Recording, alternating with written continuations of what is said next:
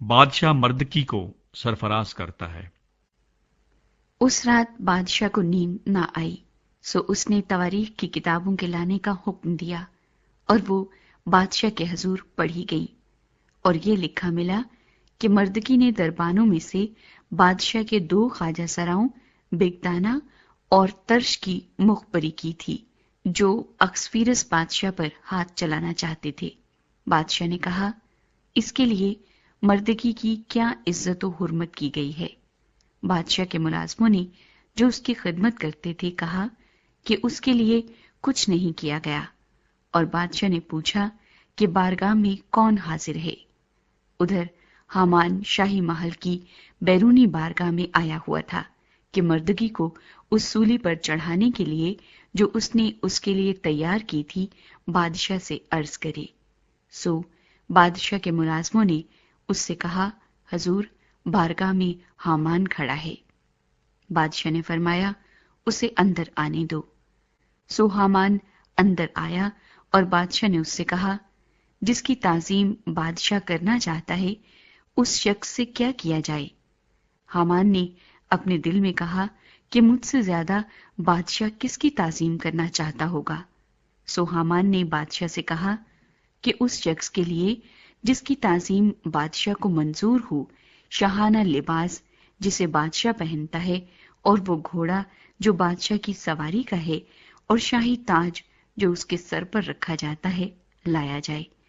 اور وہ لباس اور وہ گھوڑا بادشاہ کے سب سے اعلیٰ نصب عمرہ میں سے ایک کے ہاتھ میں سپرد ہو، تاکہ اس لباس سے اس شخص کو ملبس کریں جس کی تعظیم بادشاہ کو منظور ہے، اور اسے اس گھوڑے پر سوار کر کے شہر کے شارائے عام میں پھرائیں، اور اس کے آگے آگے منادی کریں کہ جس شخص کی تعظیم بادشاہ کرنا چاہتا ہے اس سے ایسا ہی کیا جائے گا۔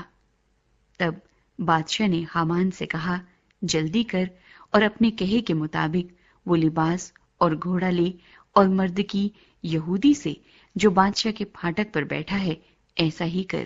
جو کچھ تو نے کہا ہے، اس میں کچھ بھی کمی نہ ہونے پائے۔ سو حامان نے وہ لباس اور گھوڑا لیا، اور مردکی کو ملبس کر کے گھوڑے پر سوار شہر کے شارائے عام میں پھر آیا، اور اس کے آگے آگے منادی کرتا گیا کہ جس شخص کی تعظیم بادشاہ کرنا چاہتا ہے اس سے ایسا ہی کیا جائے گا۔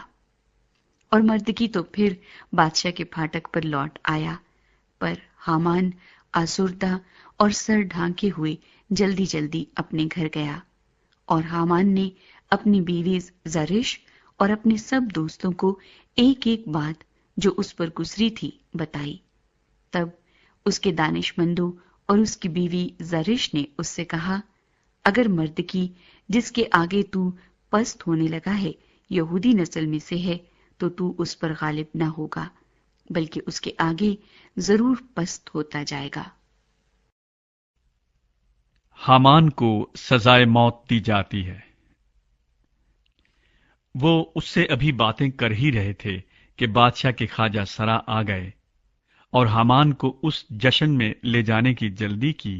جسے آستر نے تیار کیا تھا۔